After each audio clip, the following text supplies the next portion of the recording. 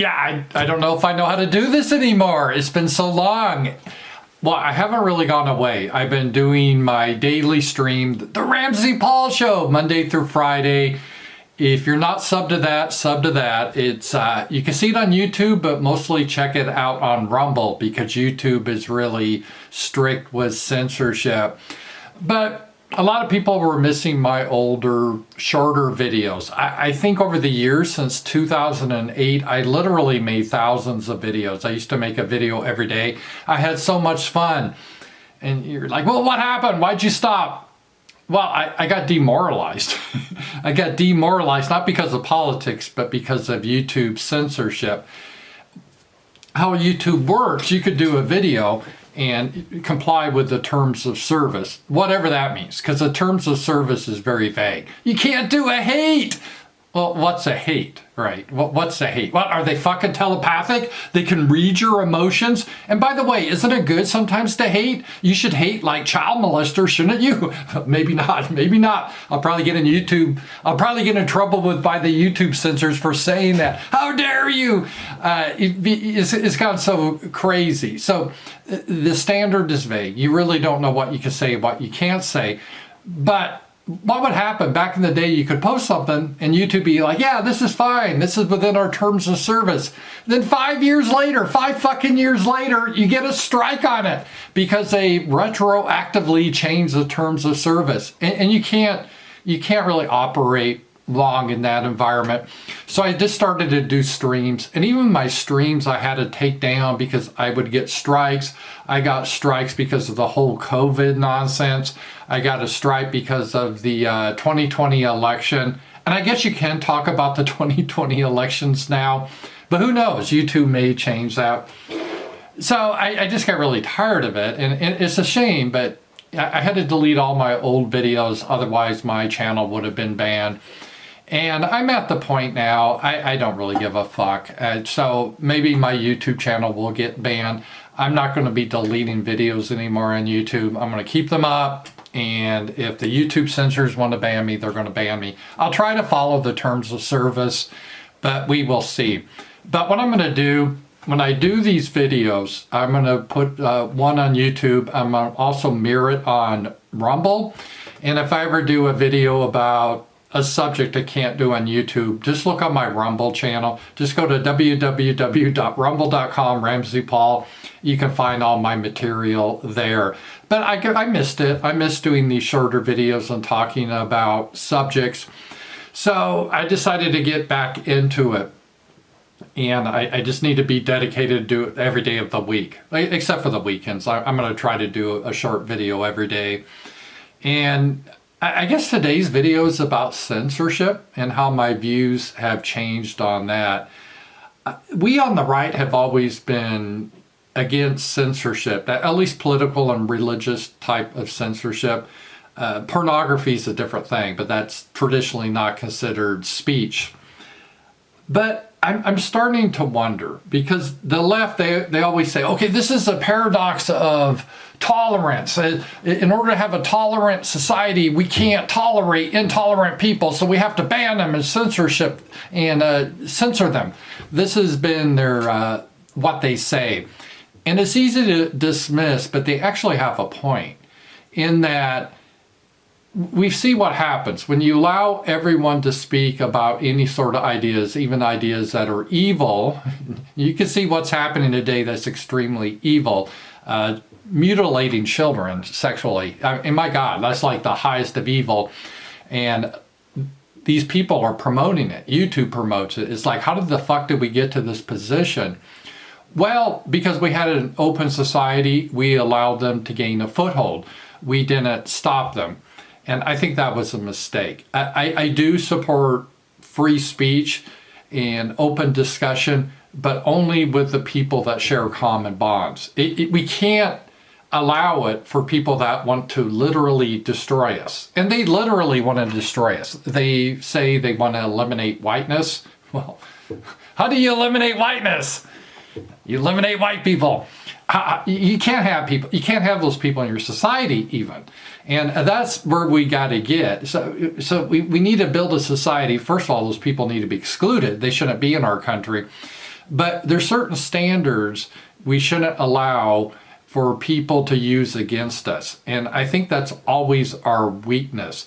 And by the way, this whole idea of free speech is relatively new, and there's always been restrictions. And I think we're just naive. This is part of the problem of the West, is we allow our enemies to attack us, and we don't do anything in return. We don't attack them back, we just play defense. We're always on defense. It'd be like playing a game of chess where you never attack your opponent, you just keep trying to defend. Well, you can last so long, but eventually you're going to lose, or maybe get a draw, but you're not going to win. And modern conservatism is really like always just playing on defense. And we got to get a lot more aggressive and start moving it the other way and say, no, you are incompatible with us in our society. You don't have a right to be around us. After all, you state you want to kill us. You just need to get the fuck away from us. And no, we're not going to allow you to spread subversion in our countries. It's just not going to be allowed. Oh, but we want free speech, man. And they say, yeah, fuck you. That's what you said years ago. But once you get power, you silence everything.